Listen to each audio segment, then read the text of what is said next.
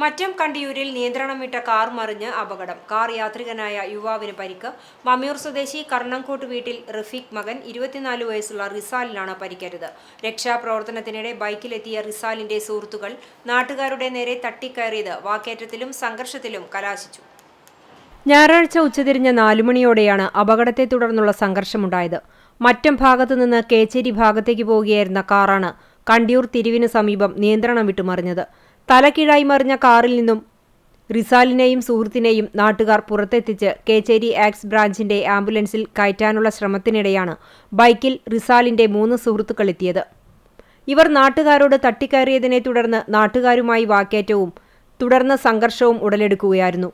യുവാക്കൾ നാട്ടുകാർക്കെതിരെ തിരിഞ്ഞതോടെ നാട്ടുകാർ ആംബുലൻസ് തടഞ്ഞു. ഇതിനിടെ ആംബുലൻസിൽ കയറിയ റിസാലിന്റെ സുഹൃത്തുക്കളും നാട്ടുകാരുമായി കയ്യാങ്കളിയുമുണ്ടായി.